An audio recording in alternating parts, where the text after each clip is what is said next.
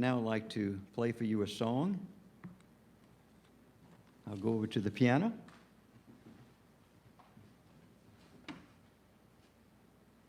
This song is by Jim Brickman, called Heaven.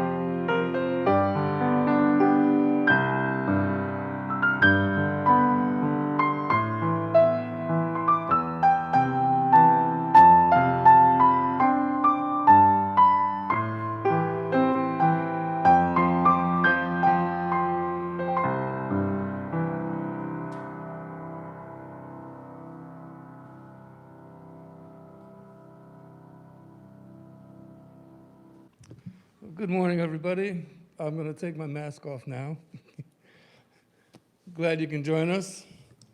I'm going to introduce to you Raynor Winsong. Raynor is a spiritual counselor and soul coach, as well as a licensed wedding officiant. She's been a guest speaker here at the fellowship for over 10 years, and her occasional drum circles on these premises have been incredibly uplifting. Her passion is helping people reconnect to their own aspect of the divine and re-engage their joy for living. She works with clients nationwide over the phone or in person here in Virginia Beach. She assists clients in identifying goals and implementing strategies to increase their well-being and live their best life. As a wedding officiant, she creates custom wedding ceremonies for each couple. It is my pleasure to introduce Reverend Dr. Raynor Meadows Winsong. Thank you, George. Good morning.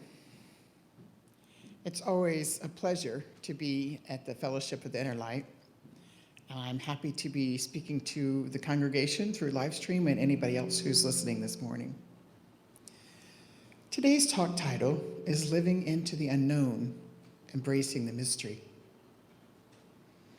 I'll be talking about some of the unknowns and some of the symptoms of fear and powerlessness that we may be feeling at this time.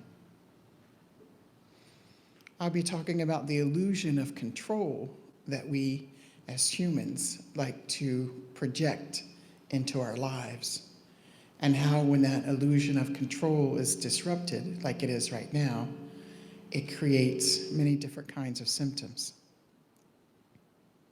And then I'm going to go over some very basic tools that can help alleviate some of the stress and anxiety and help to keep us heart-centered. These simple tools can help us adjust, adapt, and become friendlier to our current circumstances, and possibly even make wiser choices. As we face these challenges that we're in, some of us have never seen these kinds of challenges before. One of the big challenges for people is isolation. And we know that even if you're with your family for this time of staying at home, sometimes you might feel disconnected to your family. Other people are facing financial concerns. There's deep stress about family needs. How will we take care of ourselves, our families, our communities? Do we have to homeschool again? How will the kids go back to school? And there are work concerns as well. Mostly, all of this goes deeply into our feelings of safety. And currently, we are living in a culture of fear. And the biggest virus of all is fear. These challenges may present individually as feelings of being unsafe, powerless, or helpless. Some people are experiencing insomnia, sadness, depression, extreme loneliness, and there's anger and rage under some of that for some folks. Some people have become out of balance with their food. They're eating too much or too little. I've been eating too much. Some people are overspending. Some people are using drugs or alcohol to cope with our current circumstances. One of the things that we can do is manage our screen time, which can be difficult in today's circumstances when so many things are through screen time, as you're watching the service today on live stream. So with these unknowns and this anxiety, how do we surrender to the mystery? How do we surrender to the flow of universal life, to our God consciousness? Where do we find peace? And what does surrender or adaptation or adjustment look like for each one of us? And many of us are grieving our old lives, our old routines. And when we resist change, we create suffering. Most of us would like to have our old lives back, including me. Part of my daily self-care in the past has been aquatherapy or swimming. And since the beginning of March, when this adventure started, I've not been able to swim. And I miss it greatly. I also miss the places I used to go for community. I live with myself, and I enjoy a contemplative lifestyle, but I've had too much of me. So the places I used to go for community, I would paint with groups, I would come here to church, I would go to other places to worship, I would attend weekly meditations, and now a lot of that is available through Zoom or live stream, and it's a wonderful tool, and it keeps us from being completely isolated. But even though we're using Zoom and live stream and other ways to interact, we may not be feeling that heart connection. We may not be really feeling like we're seen and heard or that we're safe. So I'm gonna go over some very simple tools, go back to basics, and I'll ask you to experience some of those basic tools with me today. So the simple tools that we can use are to stay grounded and embodied. Many folks have talked about feeling suicidal, and they're not necessarily wanting to leave the planet, but their ego is creating a story because of all the turmoil. So when clients come to me and say they're feeling this way, I pay very close attention and ask them, is this something that you want to do, or these are intrusive thoughts? And so far, everybody has reported that it's intrusive thoughts. And when we talk about the ego is a trick of the mind. The mind and the ego want to always create a story about us or them, blame or shame. So when the ego is in turmoil, it gives us intrusive thinking. It causes us to worry more, have more stress. And when that occurs, most of us leave our bodies. So in order to feel safe, we have to be present. In order to be present, we have to be fully grounded in our bodies. And we'll go over a grounding exercise shortly. In this culture of fear, the emotional and physical results on the body are causing all kinds of chemicals to be released in the body. The cortisol, the adrenaline. So we're in this place of fight or flight, and it's been consistent now for several months. So fear causes the brain to have a very narrow focus. When we are afraid, we don't see the big picture. We go into a primitive survival mode. And sometimes from there, we don't make the best decisions. And especially when we are afraid that other people will hurt us, or that if we are in contact with other people, we might die. The virus is a very serious thing, and we must all be cautious and practice good hygiene and physical distancing. And with those parameters, we must figure out how to maintain our heart connection, how to feel safe, how to move out of that survival mode. So if the ego is telling you a story that's blaming yourself or others, or belittling other people, sometimes this can feel depressive or like intrusive doom and gloom. And it creates in some people a feeling of being a victim, that powerlessness, that helplessness. And when we're coming from that perspective, we can see only a little teeny speck of what's happening in the real world. So when we are able to be grounded and fully in our body, that helps us reduce that anxiety, that stress, that intrusive thinking.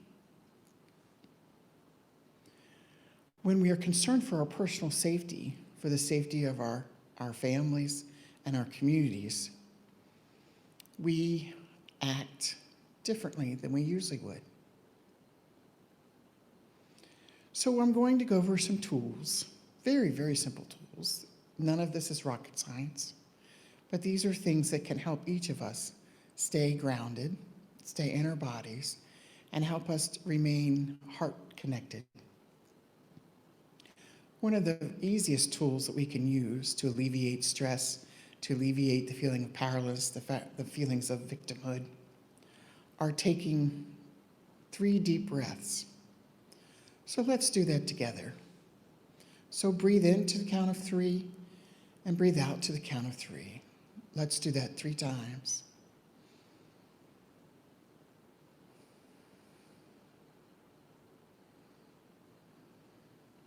And let's do that one more time, a set of 3, counting to 3 each time.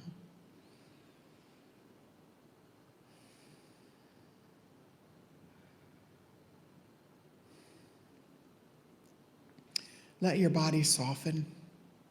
Let the chair, the bed, the couch, wherever you are, let the furniture fully support you. I want you to close your eyes if you're comfortable. And think about your root chakra. The chakra are circles of energy within your body that go up and down your spine. So your root chakra is a beautiful ruby red, and it's at the bottom of your spine. So imagine this beautiful ruby red chakra spiraling down into the center of the earth. And then once you see the energy spiraling down deeper and deeper into the center of the earth, lock it in. Lock it in with your guides, your angels. Lock it in with jewels, loved ones. And do that set of 3 breathing again. Breathe in 3 times, counting to 3. Breathe out 3 times, counting to 3.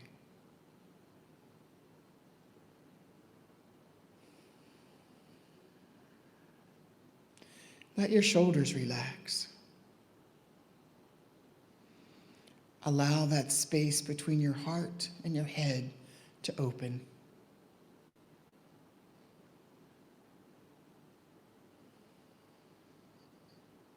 While you're in this position, close your eyes if they're not closed, if you feel comfortable.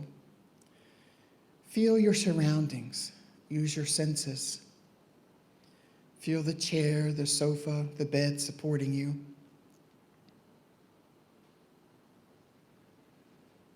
Feel your clothing or your PJs on your skin.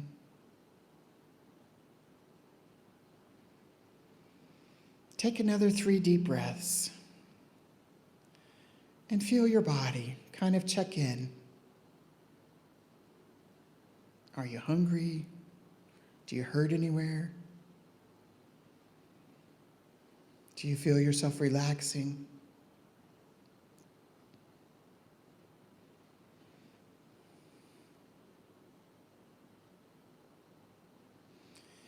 And when you're in this space, you can visualize something that makes you happy.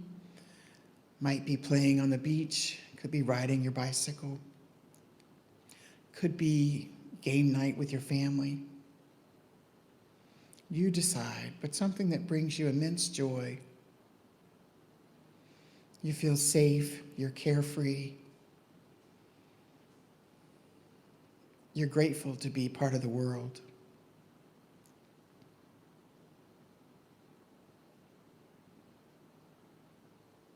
Your imagination is our greatest tool. You can use your imagination anytime that you like to bring yourself to a place of peace. Sometimes it takes practice.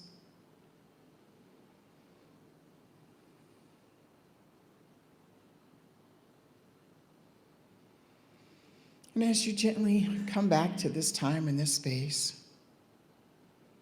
again, taking 3 deep breaths, breathing in and breathing out to the count of 3.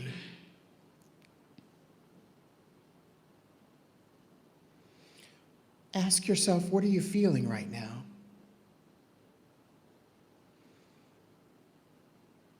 And all emotions have their purpose. Sometimes, the more spiritual we become, we negate emotions that feel negative. I think this is a good time to have a reframe that any negative emotions that are coming up due to our current circumstances are coming up for house cleaning. And some spiritual people will start to blame or belittle. Their ego will go to work and say, I've already dealt with this. Why is it coming up again? I've already worked on that. Why is it bothering me? I don't understand why I'm feeling this. And if we allow those feelings to come to the surface, and if we explore those feelings and let them release, then we're creating space in our body for a higher vibration.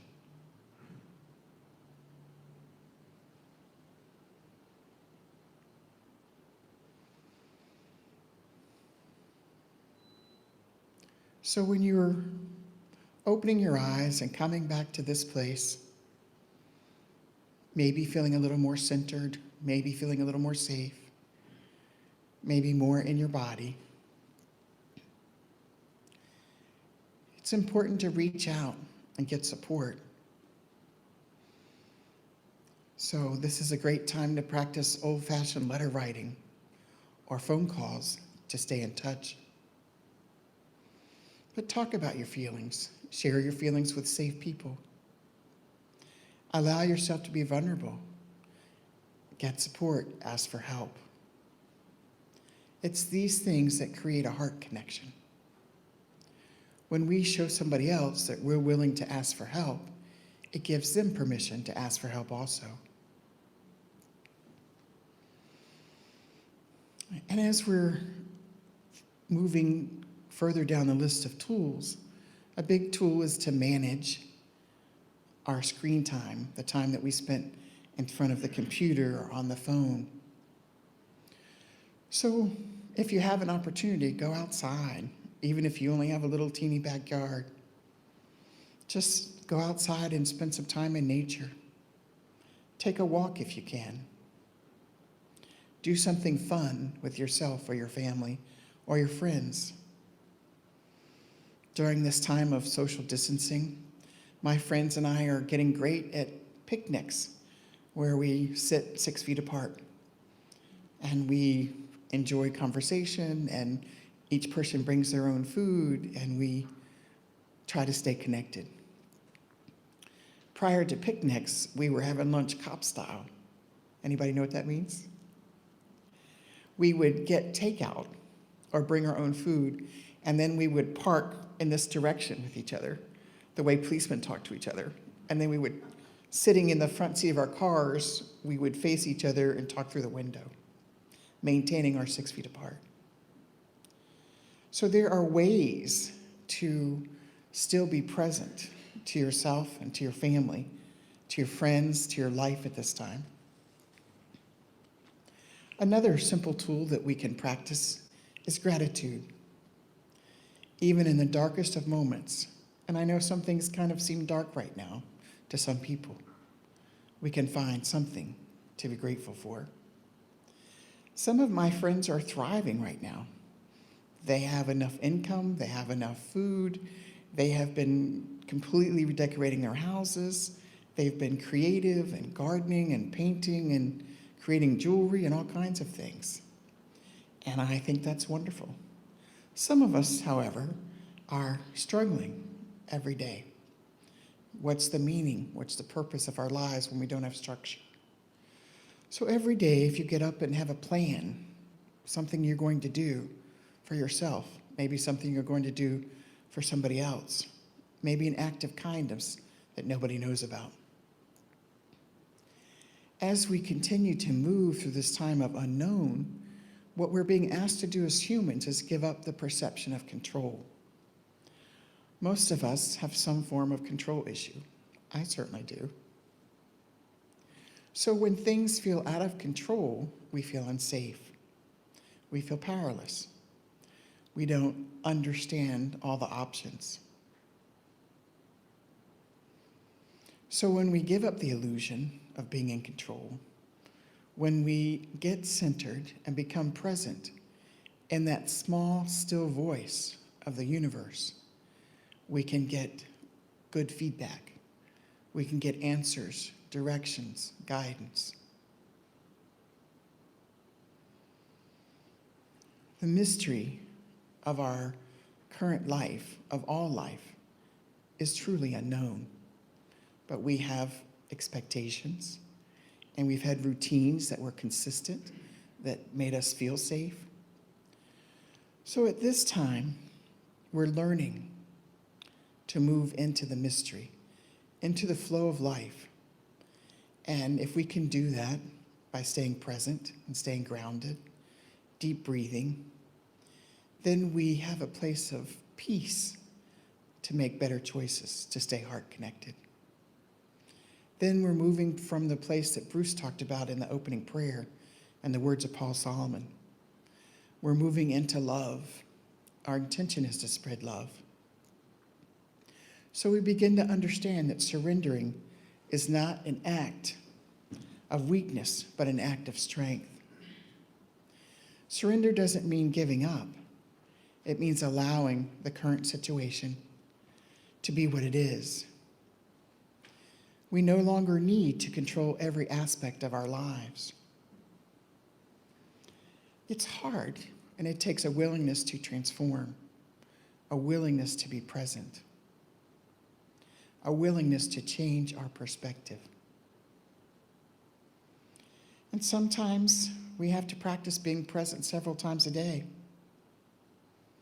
because being present is the only way that we can strengthen our heart connection. So remember your basic tools. I only went over a few. There are quite a lot of tools, from meditation to painting to walking to taking hot baths.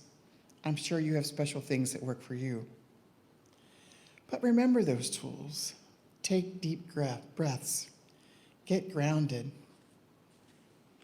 And together, we'll move through this time. We don't have to live our life in fear. And as we're surrendering, and as new innovations will happen through this baptism of fire, people are inventing new things all the time. The way that we interact is different. The way that we live our lives are different. So there are going to be miracles coming from this experience.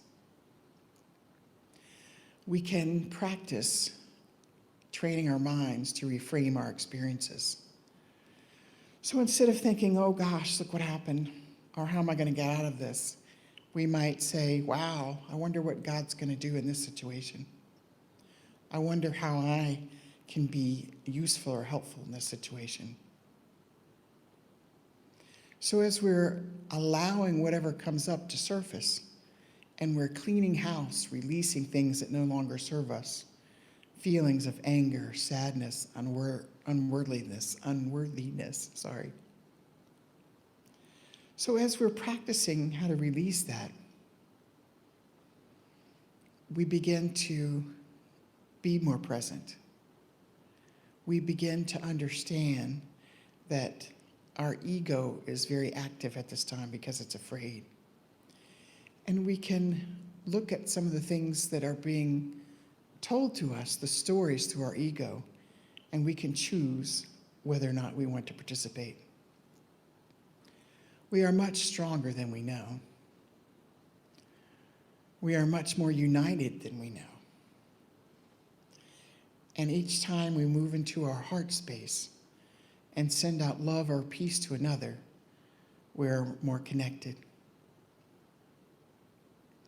Thanks for letting me be your speaker today. If you'd like to have a session with me, all my contact information is on the fellowship's website. Thank you. Namaste.